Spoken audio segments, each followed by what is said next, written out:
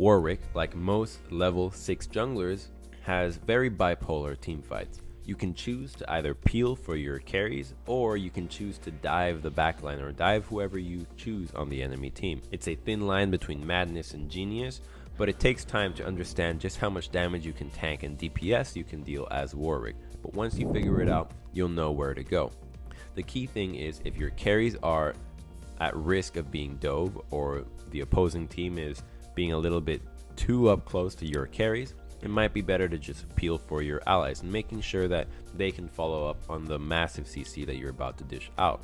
On the other hand, if you're looking to dive, it is incredibly important to understand that anytime that you're diving, it is most likely that you are going to be crowd controlled out of your ultimate, CC'd to death, peeled off, immediately killed, or simply exhausted. It is dangerous to dive a backline alone, and you'll most likely find yourself doing it if there is somebody else on your team that can follow up. Similarly to how you want to peel as Warwick, you want to be doing the same when you're diving. And make sure that your teammates are ready to follow up and that there's nobody else that is a priority target.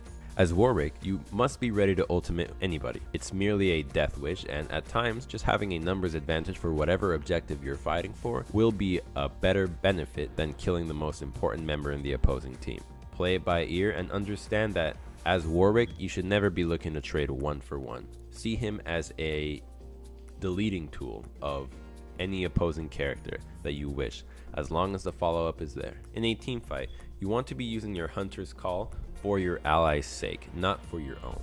While you'll be finding yourself using plenty of auto attacks in a fight onto most likely tanks, the attack speed boost will be a bigger benefit to your carries than it will be for you. Therefore, make sure that your carries are in range when you're using your Hunter's Call. You also want to be utilizing your Blood Scent and Hungering Strike in a very aggressive way. So chunking out targets and keeping them at a low HP is going to speed you up around the battlefield and make you a significant threat to deal with. In combination with your Hungering Strike, you want to be weaving in and out of the fight once your ultimate has worn off to keep yourself in a position to not only be chasing, but to retreat at any time you see fit. Weaving in Hungering Strikes here and there will keep you topped off in HP and make you somebody to really run away from. The way that you position yourself on the map is rather simple. You can serve as an assistant to a split pusher and make sure that you can dispatch of anybody trying to defend a one-on-one situation, or you can merely be somebody to pick off people in a team fight.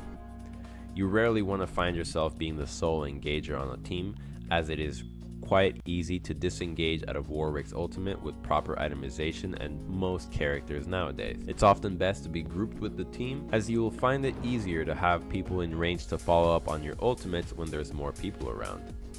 As Warwick, you also want to be utilizing as much time as possible to keep farming. You farm quickly without use of much mana and keeping yourself at a high HP. High levels is critical for this character, as his late game scaling is important. His kit does make up for it with the proper itemization. As Warwick, you use vision to your advantage more than vision denial. Similar to most level 6 junglers, it is better for you to know where everybody is than for them not to see you, because of your quickness with your Blood Scent and ability to quickly create fights with flash and ultimate. You want to make sure that you see as many pieces of the opponent's puzzle as possible. That way, you can make the more informed choice every time you choose to engage with your ultimate.